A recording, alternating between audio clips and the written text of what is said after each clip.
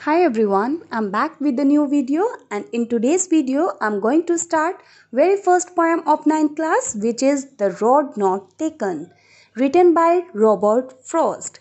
First I want to make you clear with the title of the poem The Road Not Taken. इसका मतलब है एक रास्ता जो कि नहीं लिया गया, जो कि नहीं चूज किया गया चलने के लिए। This well known poem is about making choices, कि ये जो हमारी वेल नोन ये फेमस पोएम जो है ये चॉइसेस के बारे में है। और एक्चुअली पोइट ने इस पोएम को कंट्रास्ट किया है लाइफ के साथ, क्योंकि लाइफ में भी हमारे पास कई बार ऐसी सिचुएशंस आती हैं, हमारे पास कई बार ऐसी चॉइसेस होती हैं जिनमें से अपने लिए हमें बेटर को चूज़ करना होता है।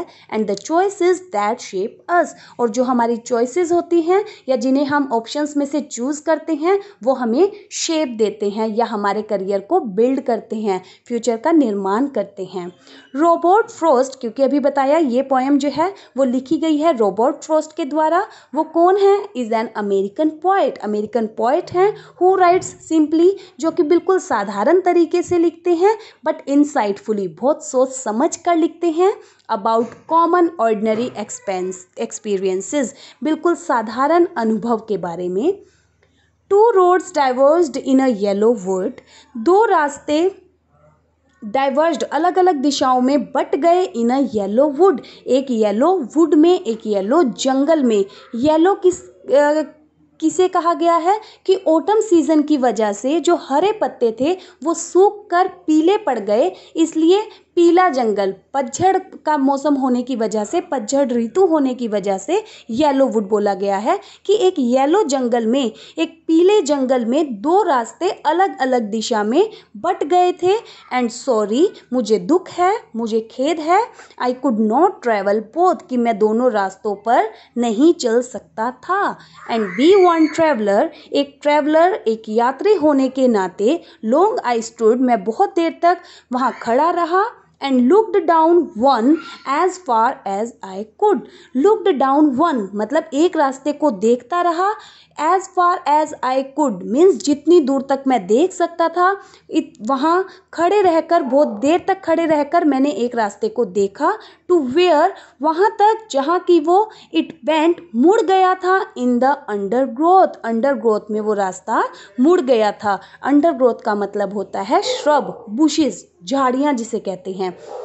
Then took the other just as fair, फिर पोइट क्या कहते हैं कि उन दोनों रास्तों में से मैंने किसे चुना? अदर को, दूसरे रास्ते को चुना। जस्ट एज फेयर, जो कि उतना ही अच्छा था।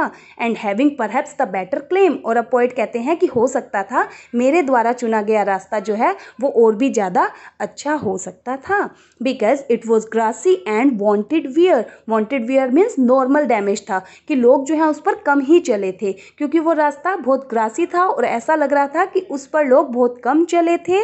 दो as for that the passing there, पर हालांकि जब मैं उस पर चला, had worn them really about the same, तो मैंने पाया कि जो डैमेज था, जो चला गया था उन रास्तों पर, जो यात्री वहाँ से निकले थे वो दोनों ही क्या थे? सेम थे, दोनों ही रास्ते इक्वली चले गए थे लोगों के द्वारा।